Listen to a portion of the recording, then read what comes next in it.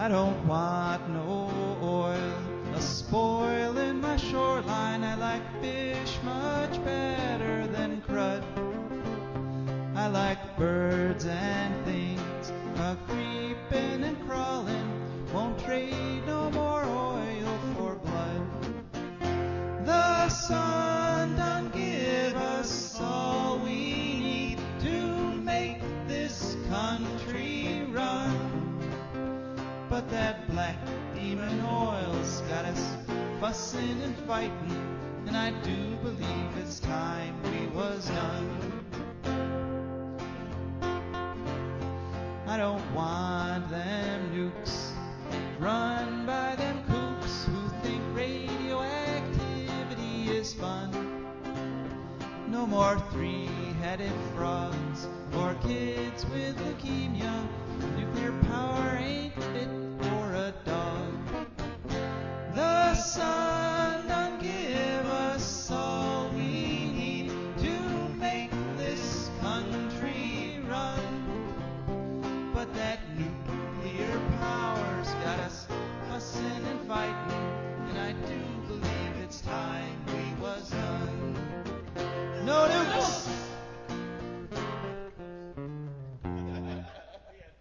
Good morning, Toledo, and good afternoon, Columbus.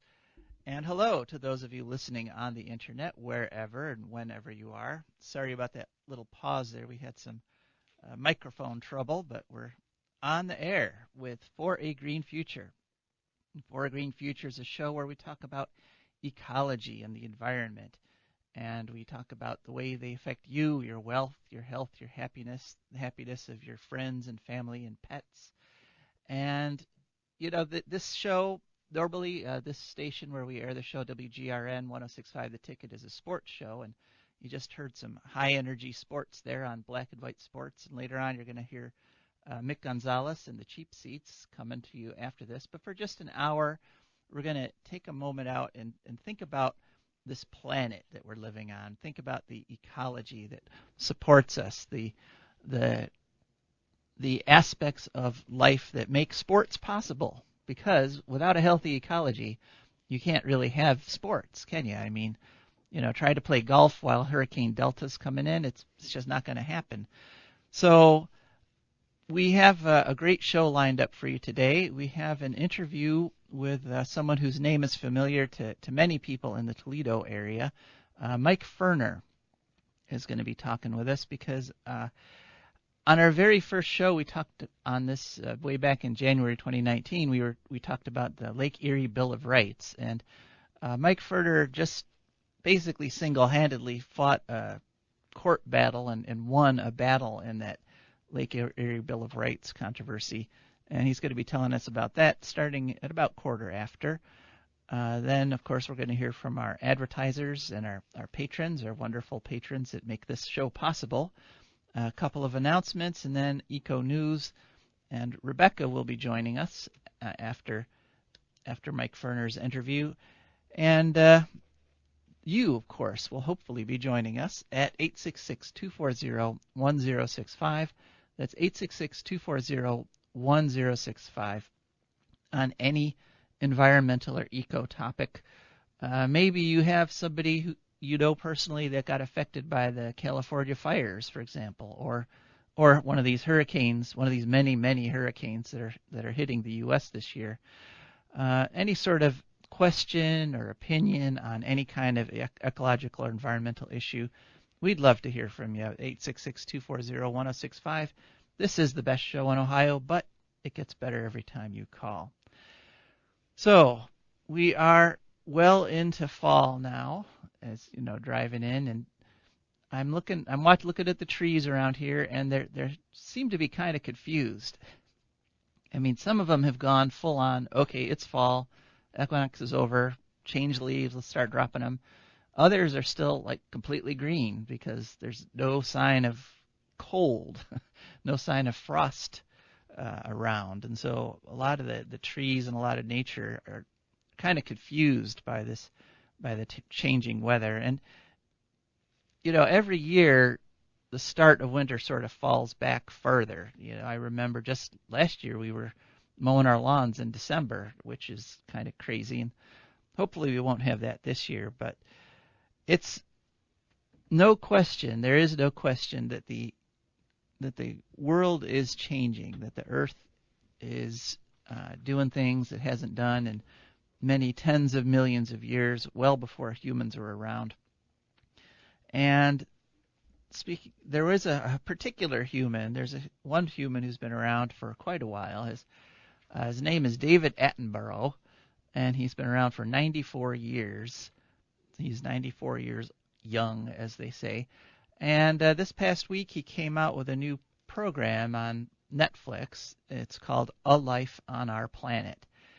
And he is going back over his entire career, his entire life of going out into the wildest places and finding the most pristine nature and recording it and putting it on many groundbreaking documentaries, nature documentaries that he would narrate.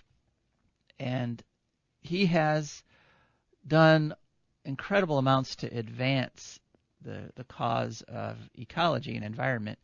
And so he's come out with this sort of capstone thing. If you get to 94 and you've had a very long, productive life, sometimes you get the opportunity to make just that one cherry on top, that one masterpiece that kind of sums up your life's work. And, we should all get that. We should all live to be 94 and be able to look back on our lives with some satisfaction and be able to present something to people. So this documentary, I watched it. It's this weird mix of sort of joy, because he had a really joyful life going to the wild places of the world and looking at things, and concern and worry and sorrow, because at the same time he has, maybe more than anybody else, watched as all these wonderful, beautiful, pristine places over the decades became more and more degraded. And so the show is part celebration, part warning.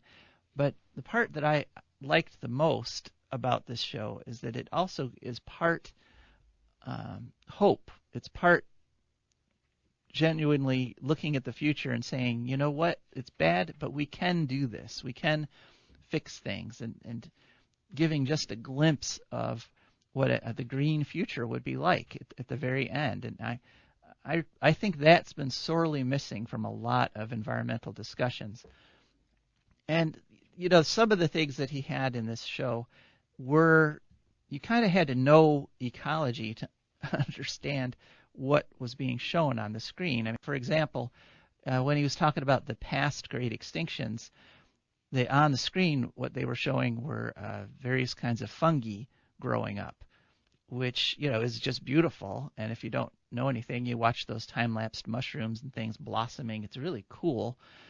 But the reason he had fungi showing right after mass extinctions is because on the planet Earth, when you have one of these incredible mass extinctions like the one that wiped out the dinosaurs, after that there are literally thousands of years where the dominant kind of life on the planet is fungus.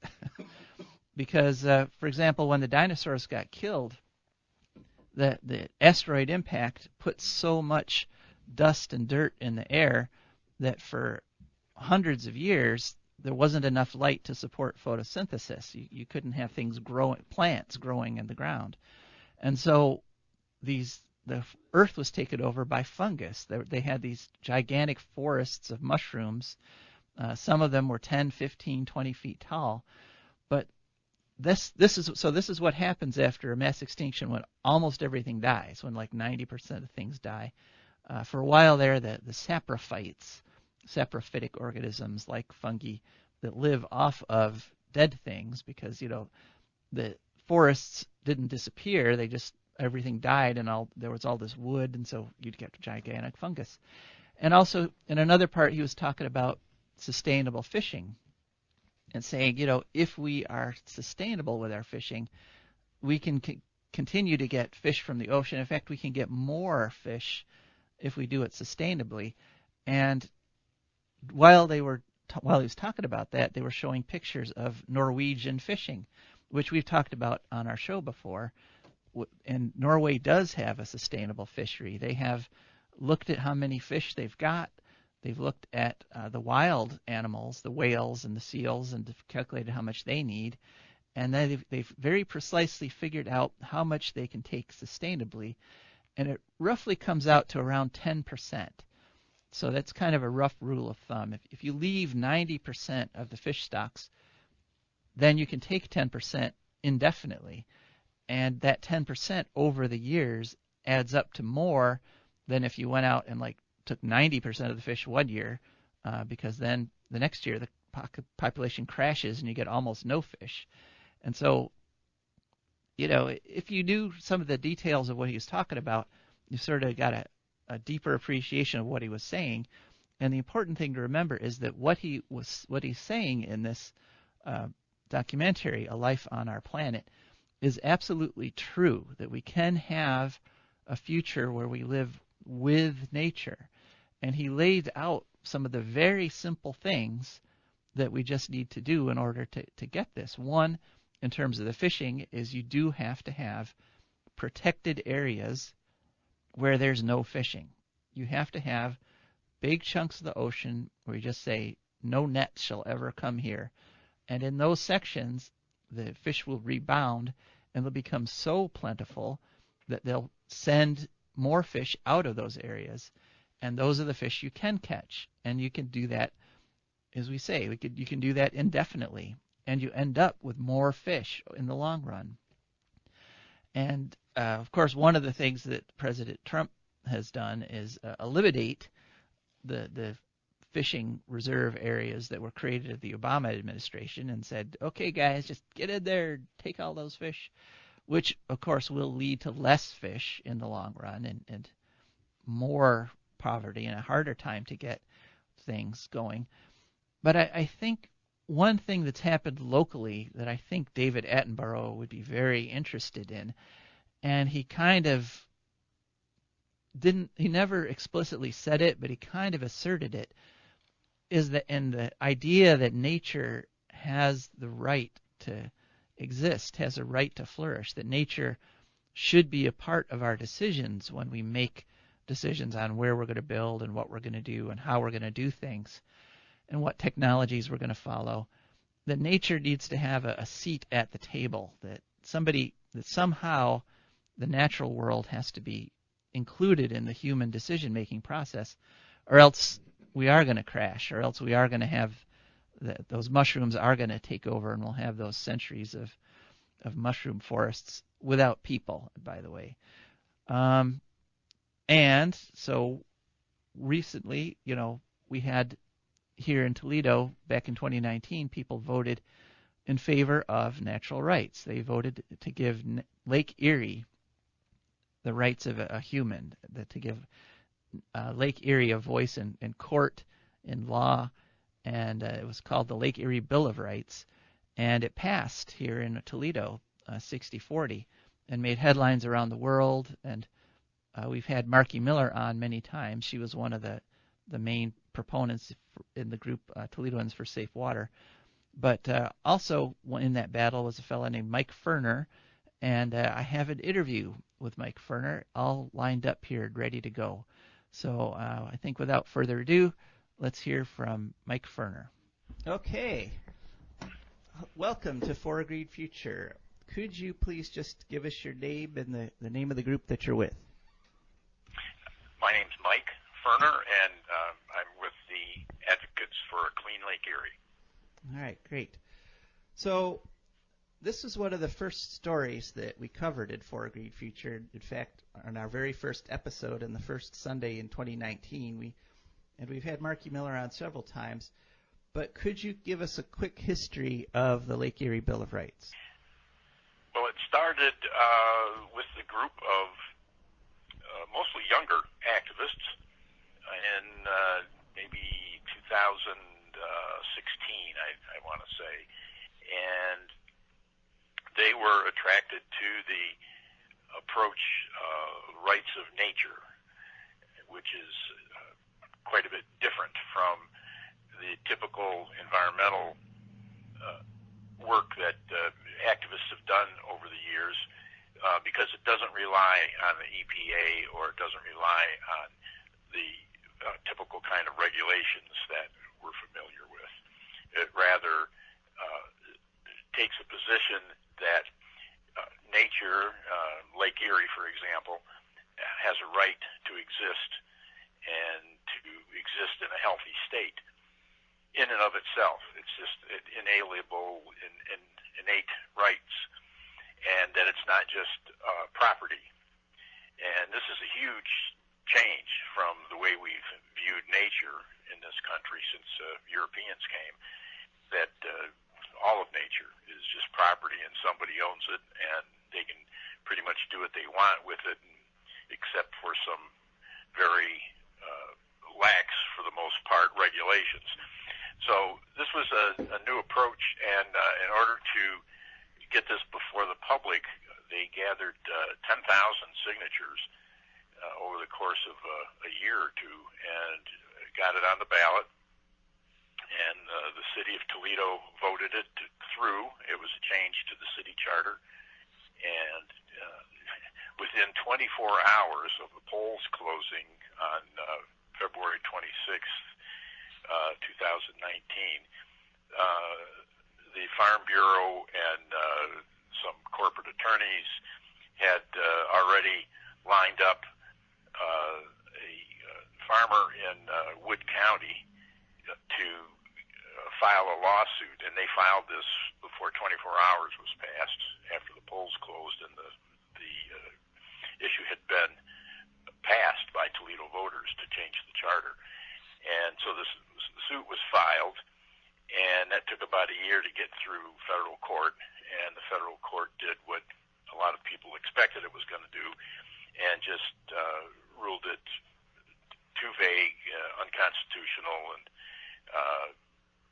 really fell back on the precedent of many years in this country for letting the regulatory agencies handle everything having to do with the environment. This, of course, was not the approach for the Lake Erie Bill of Rights, and it was ruled unconstitutional. So that took about a year to get through the courts. In the meantime, three of us, Brian Twitchell, John Michael Durback, and myself, filed a pro se, which is without assistance or without attorneys,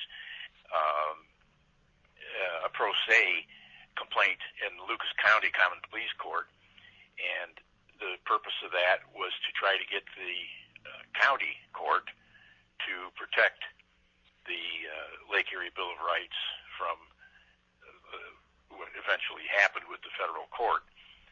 And that got turned down at the county Common Pleas level, and we appealed, and it went to the Sixth Circuit Court of Appeals for the state of Ohio, which is here in Toledo, covers northwest Ohio. And I argued before a three-judge panel about a month ago why the Court of Appeals should overturn the County Common Pleas Court decision and uphold the Lake Erie Bill of Rights. And just recently, the judges decided that they were going to send our complaint back to the lower court because the court didn't really answer the complaint, which was, we want the county courts to protect the Lake Erie Bill of Rights. And all the lower court did was to say, well, the federal court doesn't like it, so end of case. So that's where it's at, and it's the rights of nature approach is fraught with difficulties in getting accepted in the legal system that we have, just because it's a new approach, and anytime there's a new paradigm to be examined, it always has tough going. So we don't know. I mean, the courts could just dispatch the Common Pleas Court, could just dispatch this again, and we'll be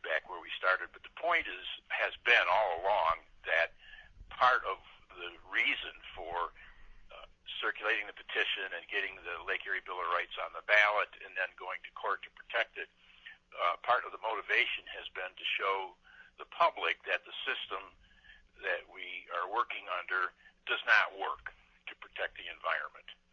One way you can tell that is just by looking at Lake Erie every summer. But the other is to actually have legislation like the initiative that was passed by the voters and legal litigation like that's been going through the courts, and to show that really what's going on is that the polluters are being protected, and our system does not have a way to really safeguard nature, because nature is just seen as property, and that's got to change. And we know it's got to change because all you got to do is look at the condition of the world. Right. Well, I think that the courts may not be ready to accept the idea of nature having rights, but the people of Toledo certainly will. I mean, I remember back when it was on the ballot, and I helped collect a few of your signatures, not very many, but I pitched in a little bit. And so how did you feel way back then in 2019 when this passed through the city of Toledo? Well, it was great. It passed 60 to 40, which is a very good margin. And it was great to see that people in Toledo voted overwhelmingly for it, even though the opponents of the Lake Erie Bill of Rights put up about $300,000 and some, most of it from BP Oil Company, to run some really outrageous advertising, radio and TV and mail advertising that said that the Lake Erie Bill of Rights was going to ruin everything, including schools and churches, and just about anything you could name was going to be harmed by the Lake Erie Bill of Rights. And people saw through that and passed it. So you're right, which is generally true anyway, that the population's ahead of the law and ahead of legislation on many things. And we're confident that eventually this is going to, our approach to nature is going to change. We'll put it this way, it has to change. We're hoping that it will change in time. And what we know through history is that law follows the culture, and when the culture changes to the point where nature is respected and considered to have rights of its own, then the laws are going to change. Well, I think that some things are changing around the world. Other places have kind of used the Lake Erie Bill of Rights as a rough template, and other places are starting to recognize the concept of nature having rights. Yeah. Now, I should point out that the group that I work mostly with, the Advocates for Clean Lake Erie, supported the Lake Erie Bill of Rights, but it was the Toledoans for Safe Water group that actually got almost all of the signatures. Our group helped a little bit, but the Toledoans for Safe Water got the vast majority of the signatures, and that group is affiliated with the Community Environmental Legal Defense Fund, which is public interest law and organizing group that works on these kinds of projects in a few states. And they have also consulted with internationally with some countries, one of which is Ecuador, that rewrote its constitution a few years ago and included rights of nature. And the Community Environmental Legal Defense Fund is consulted with a couple of other countries to include rights of nature provisions for certain parts of their countries, not necessarily in their constitution. So, as you said, this is something that is slowly taking hold internationally, and we hope here in the U.S. All right. So just to kind of nail down the current situation, a federal court has ruled that Lake Erie Bill of Rights is unconstitutional. But so how does that affect this state court ruling that you just won? Well, our win in the Sixth Circuit Court of Appeals for the state.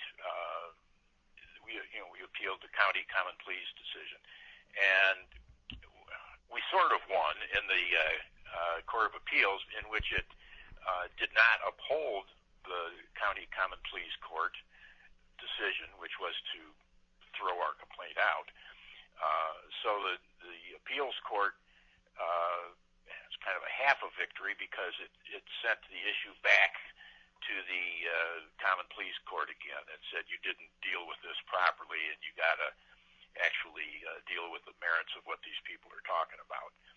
So we're looking forward to having the common pleas court deal with it again, and hopefully in a more full and complete manner than they did the first time, which would be very interesting, because then the state attorney general that's on the side of the polluters will have to really put up some arguments about why this is not a good idea, besides just saying that, the federal court didn't like it. Now, Mike, you've fought a lot of environmental and social issue battles here in Northwest Ohio over the years.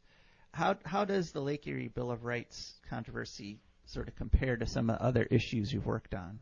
Well, I'd say it's qualitatively different in its approach, and that is that a lot of the environmental issues that I've worked on, and most people who do anything for the environment, most of the things that we work on are grounded in the regulatory model. In other words, fighting nuclear power plants, there's a Nuclear Regulatory Commission, and you go through the process of trying to get them to take an objective view of what's going on in the nuclear industry. Right.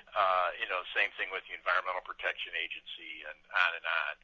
So the Lake Erie Bill of Rights, again, it has the position that nature has inalienable rights, innate rights to exist and to flourish and be healthy, and that's really a whole different paradigm than the regulatory approach, which is that we have to be able to pollute the environment, but we don't want to pollute it to the point where it starts killing us. That's a real different approach. Yeah, and Marky Miller explained that if it succeeds, then what that functionally means is that people can sue on behalf of the lake. In other words, saying, you're dumping X or Y into Lake Erie, it's hurting Lake Erie, therefore you have to stop, which sort of bypasses the whole, as you say, regulatory structure. Yeah, and besides that kind of a difference, there's also the difference that it deals in direct democracy. People have a direct in as far as how to protect the environment, like you just mentioned, and that is much different than having to rely on a regulatory agency, and that's really the fundamental difference, is the power that it vests in people to really deal with the problems that they have directly. Okay, so where do we go from here? Lake Erie is still suffering algae blooms. What are you planning for the next step here?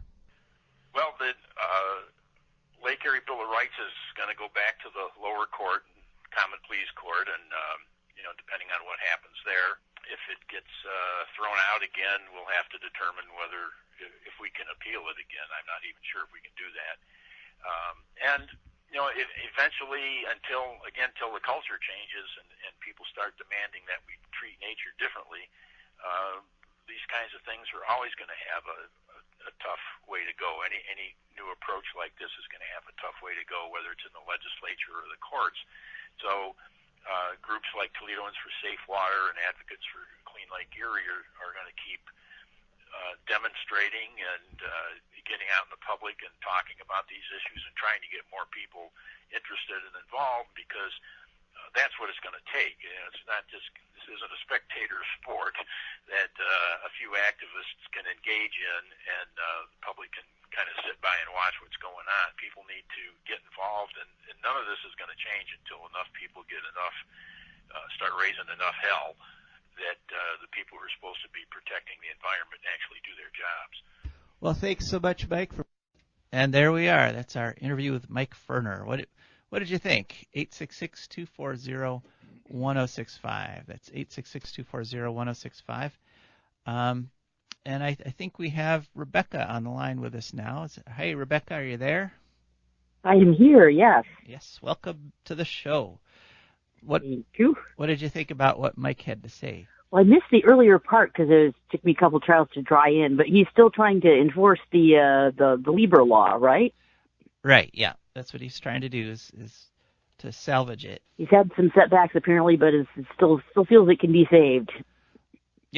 Yep. So he's off there fighting that battle. He fought it without lawyers. He went into court just dry and with a couple other guys that helped gather the petitions, and they won. So we'll see how far that victory carries them.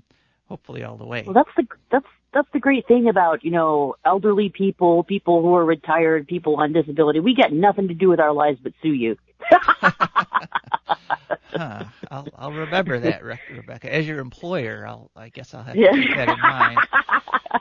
It's our one great strength. Okay.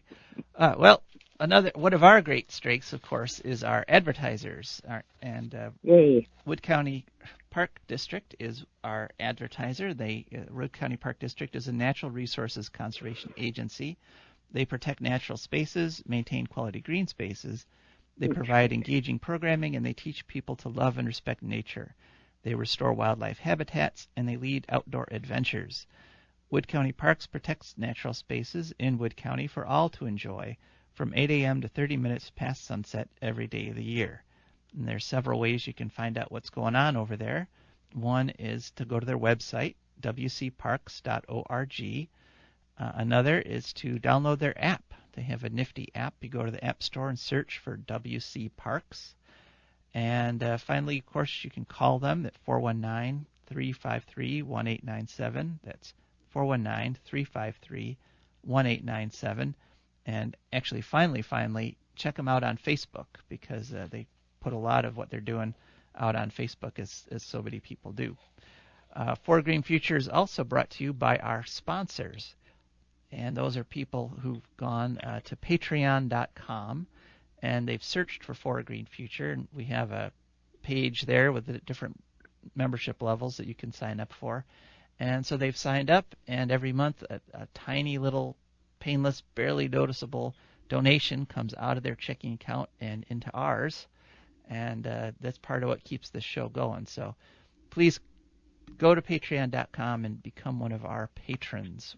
We will be grateful, won't we, Rebecca? You betcha. All right. Well, so now we are on to Eco News and Views. And you can call in, of course, at any time during this segment, 866-240-1065. I'd love to hear from you. We have to lead off once again with our HB6 update, which... Oh, boy. Yeah, which... The bill itself, the repeal bills, are still stalled. The chair of the committee, the special committee that was set up to quote-unquote review HB6 and make suggestions or recommendations, of course, shut the committee down once they passed their deadline without any kind of recommendations and actions. But some more information has come out, some interesting things that we should know about, and there's a big update. On the information side, it turns out, according to an article that was in the Columbus Dispatch, that pretty much all the Republican members of the Special House Bill 6 committee are running unopposed. Cindy Abrams of Cincinnati, there's Jason Steffens of Lawrence County, and Stock Wiggums of Worcester. So almost all these Republicans that are supposedly tasked with dealing with the one of the most controversial issues and one of the most corrupt episodes in Ohio state history, none of them are facing any opposition in November's election. So that leaves them pretty much free to screw the rest of us over with no consequences. So it was a very, sly, underhanded kind of strategery there by Robert Cupp, the the Speaker of the House that appointed this committee. So one thing that we all need to remember, and so it's one reason it's very important to have that bit of information, is that after November, the Republicans are going to say, hey, look, nobody voted us out. They must love House Bill 6, and of course we have to know that the reason none of these Republicans that are sticking House Bill 6 to us and preventing the repeal from going through, none of them are facing re-election. None of them are facing opposition in the elections. So we won't be able to vote them out. So just heads up on that. After the election, the Republicans will say, nobody really cares about House Bill 6 or they would have voted us out. And of course, now we know that's not true. One more point on House Bill 6 is a number of organizations that have fought it. Ohio Environmental Council, the Environmental Defense Fund, national organization, the Environmental Law and Center, and the Ohio Citizen Action Group, Environmental Law and Policy Organization, and the Ohio Citizen Action have all filed a lawsuit in federal bankruptcy court, because House Bill 6, the charges on House Bill 6 were part of First Energy's bankruptcy case. And so all these organizations have gone to the bankruptcy judge and said, look, you gave First Energy all these wonderful benefits of going bankrupt. You got to discharge debts, you don't have to pay people back. And so, but all that was based on, it looks like, false information, that because First Energy did not tell the court, hey, we're spending $60 million on bribes and to get the House Bill 6 through so that we can get what we want from these bankruptcy proceedings. And so all these citizen groups are saying, hey, bankruptcy court, First Energy lied to you. they filed for bankruptcy under false pretenses. Therefore, all those benefits you gave them in the bankruptcy proceedings, you should take back, and First Energy shouldn't get any benefit from it. So we'll see where that goes. It's very unusual for citizens groups to file in a bankruptcy proceeding, but the bankruptcy was all part of the whole evil scheme to stick us with that charge. So there's the House Bill 6 update. Also, we have some news from the journal Nature in their October 7th issue. Turns out that in addition to carbon dioxide, which we all know is a terrible greenhouse gas, we all are also facing a problem with nitrous oxide. Nitrous oxide, or N2O, the letter N, the number 2, the letter O, is 300 times more potent as a greenhouse gas than carbon dioxide. And nitrous oxide has the bonus of also destroying the ozone layer. So it turns out that human activity, mostly agriculture, has increased nitrous oxide to the point where we're putting about 7.3 million tons of N2O into the atmosphere every year. And that has the potential to, once again, accelerate global warming and increase the damage from global warming. And this is a situation where the nitrous oxide, the nitrogen, is mostly being put into the air by things like putting animal waste on fields as fertilizer, and sometimes putting things like ammonia into the soil as a gas, and that ends up putting nitrous oxide into the air. And the good side of this, it's nowhere near the amount of CO2. Even though it's 300 times more potent, we're still not at those CO2 levels. But Europe actually, once again, is in the lead. While most of the CO2, nitrous oxide around the world is increasing, especially in the U.S. and Africa, in Europe, nitrous oxide emissions are actually declining because they recognized this and they put some regulations in place that cover things like farming practices, and they don't allow people to just spread manure on the fields raw. If you compost it first, that will trap the nitrogen, and then you put it on the soil, and then you won't get all this nitrous oxide into the atmosphere. So once again, we have the solution right there. We just have to follow Europe's example on the regulations they put in place, and we could actually decrease nitrous oxide. But at the moment, around the world, it's increasing, something on the order of 20% a year. So it's not. So another thing to worry about, but another problem we can solve. And proof that we can solve problems are the numbers are in from 2019. And in 2019, renewable sources, and that is wind and sun and hydro and geothermal, in the United States of America, generated more power than coal. So we're doing it, folks. We finally have managed to knock King Coal off its throne, and the wind and the sun and the geothermal heating and the water actually provide us with more energy now than coal does. And that was 2019 that happened. And 2020, this is accelerating because around the world, globally now, just wind and solar, not counting hydro, just wind and solar has increased to 10% of world electricity demand, while coal has dropped from around 37% a few years ago down to 33%. So coal is going down, wind and sun are going up, and we're doing it. The question is, are we doing it fast enough to survive? And the answer is, well, we're going to find out, because one way or another within our lifetimes, this question is going to be answered. So those are the main bits of eco news I had, Rebecca. Yeah. Did you have something for us?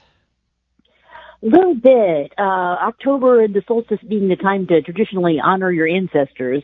I looked up something about East Anglia, which is apparently where the Woods family is from, genetically speaking. And East Anglia right away, is in Great Britain? Yeah, it's kind of like a big peninsula sticking out in the east coast of Britain. And right away it steers you to this thing called the Wash, which is this gigantic rectangular bay and estuary that's right at the northwest corner of East Anglia, east coast of England, right where Norfolk meets Lincolnshire, apparently. In fact, for centuries, the term when you're leaving the fens, apparently, to go down and catch some shellfish out in the Wash is what was it? You're going down under. That's it. They call it going down under. Nobody knows why. I guess the sea is technically lower than the coast usually, but still, it's just a weird thing that people from East Anglia came up with. Yeah, it's fed by four withers. Let's see, the Witham, the Wellands, the Nene, and the Great Ouse. And, this thing has so many titles. It has 8 titles. It's a Site of Special Scientific Interest, Nature Conservation Review Site, National Nature Reserve, Ramsar, don't know what that is, a Ramsar site, Special Area of Conservation, Special Protection Area, and also the Smethisham Royal Society of Protection of Birds is declared it a nature reserve also. Mostly this appears to be because it's super important to birds and shellfish, especially wading birds, because it's got all these nifty, intertidal sandbars, a lot of salt marshes, creeks. There's a couple of gravel pits that the Smethisham Society is interested that sort of function as lagoons, because seawater comes in kind of part-time when at high tide, I guess. So apparently they were initially, they put up a bunch of seawalls and stuff, but then they started punching holes in them because it turns out that the natural creeks and salt marshes actually dispels storm energy much better. Called, what do you call it? Sustainable coastal management or, soft engineering, they're calling it. Yeah, I love it whenever a dam gets removed or the seawall gets taken down. And because nature, turns out, usually manages those things a lot better than we're able to. Yippers. Yeah. So it sounds actually a lot like living at the western coastline of western tip of Lake Erie, in many ways. Well, that's nice. So it turns out there was a down under before Australia became down under. Over there. I guess that you're going down below. I don't know. Down below. It sounds like you got a bunch of shellfish in your basement or something. Oh, that's cool. All right. Well, thanks for the little peek at another continent there. And I wanted to do a couple announcements. One is the Wood County Park District is having their Masked Hero Geo Chase, which is a self-guided geocaching adventure in the parks. And basically you go to the parks and you find some, you get a hero's adventure. You get to track a villain's path and thwart their diabolical plans to ruin nature. Today is the last day that this is going to be at WW Night Preserve. It's on 29530 White Road in Perrysburg, so you can go there and get started. Then this week, the 12th through the 18th, it's going to be at Bradner Preserve. And then the 19th through 25th, there'll be geocaching adventures at Cedar Creek's Preserve. And the 26th through the 31st at Sawyer Quarry Preserve on Lime City in Perrysburg. And, of course, I hope everybody out there in Wood County is working on their scarecrows, because this Tuesday, October 13th, from 4 to 7:30, bring your scarecrows to the Wood County Museum at 13660 County Home Road, and your scarecrow will be judged, and then you can possibly win a prize of up to $100. There's prizes of $50, $25, and you can then have your scarecrow displayed at the Wood County Museum up until October 25th. So you make the scarecrow, they supply the sticks to hold it up, and everybody gets to see your creation. I think maybe, Rebecca, we're going to go on to the letter from the future now. All right. So still time for people to call in at 866-240-1065. And don't worry that Rebecca's on the line. We get 2 open lines here, so we'd love to hear from you. So, as you know, my great-great-granddaughter sends a letter every week from the year 2300. And here's this week's letter. Dear Great-Great-Grandpa, what an exhausting week. As head of the Bacteria Research Lab, I have both administrative and science duties. This past week, I have done 0 science. Construction is continuing on the new building. It should be done in the next 2 weeks. In the meantime, scientists from all over the world have begun arriving by train and have to be kept in quarantine quarters for 2 weeks. In your time, there were a few scientist celebrities like Albert Einstein. In our time, scientists are just as famous and have fan bases just like actors, and some of them have egos to match. Trying to keep a bunch of celebrity scientists stuck in quarantine has been driving me crazy. Last night I fell asleep in the middle of dinner with Michael. Michael's recovery is going well, and the doctors are now cautiously talking about full recovery. Theoretical and simulated work on the drill has resumed, but no more actual drilling can happen until we answer the questions about the stuff that we've discovered. I was only able to get outside with Michael for 1 walk this week. The first snowfall has left about a foot of snow on the ground here in Zapoliarny. The arriving scientists are being greeted with that flat, gray, frozen landscape I've come to love here on the Kola Peninsula. Love you too, GGG. Gotta go, Marie I. So, my great-great-granddaughter's keeping busy there in the year 2300. And you guys can keep busy too at 866-240-1065. We definitely have enough time to take a call. And I guess I'd like to broach a subject. It is environmentally related, eco-related, but not directly. I guess this is more of a cultural one. And that is, tomorrow is Columbus Day.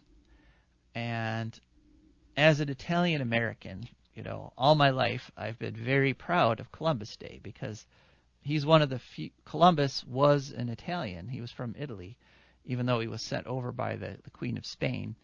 And so Italians have, long taken pride in the fact that, hey, we're the ones that discovered, quote unquote, the New World. But as I've gotten older and as I've learned more about what Columbus actually did here, I mean, when I was a kid in school, pretty much all they described was him coming, sticking a flag in the ground and saying, I found this place, and then heading back and telling everybody about it. But what he actually did when he landed on Hispaniola was he literally enslaved everybody he found there. He used his superior technology with guns and so forth and cannons, and got everybody digging for gold all over the place. They died. by the thousands, by the tens of thousands. In fact, after about 50 years, he had effectively wiped out the native population there, and he was governor for a while, and even the Queen had to send him letters saying, hey, these are my subjects now. We've claimed this land, so stop killing them at this terrible pace. And so really what he did was he created the initial culture for interaction between the Europeans and the indigenous people on this continent. And he did it wrong, frankly. He messed up. He had a incredible opportunity because the technologies and the information that the indigenous peoples of North America had in a lot of areas, in agriculture and medicine, were actually superior to what the Europeans had. But, none of that mattered to Columbus. He was just like, I got to get gold. I got to, dominate these people, show them who's boss. And so he set the stage. And so a lot of people now are saying we should not celebrate Columbus Day at all. And a lot of them instead are saying what we should do is have Indigenous Peoples Day. We should take that day and use it to recognize the people that were here before the Europeans got here for 10,000 odd years, maybe 15, depending on what they're discovering. What do you think? 866-240-1065. That's 866-240-1065. Do we get rid of Columbus Day? Do we change it to Indigenous Peoples Day? Do we just try to ignore the whole thing? What do you think? Give us a You ever call. hear of somebody called Bartolomeo de las Casas? No, doesn't ring a bell. Yeah, they make you read him in Spanish literature class, along with Columbus's dispatches from New World, and which are just read super sleazy, like some ad in the back of the paper that you would right away know you didn't want to answer. Uh-huh. But yeah, Bartolomeo de las Casas was a Spanish priest, I believe, working in Cuba or somewhere in the Caribbean, and he wrote this sort of epic Uncle Tom's Cabin style novel about the oppression and genocide of the natives by the Spaniards. And I think he actually got the ruler of Spain to do some sort of decree saying they should stop slaughtering them, but by then most of them were dead anyway. So poor old Father de las Casas, he tried. Well, that's good that somebody was looking at what was going on and realized that this should not have been the way. But yet, pure exploitation, I think, is the best way to describe sort of the culture Columbus created. And then, of course, the conquistadors came after that and did the same thing on the mainland as Columbus did on Hispaniola.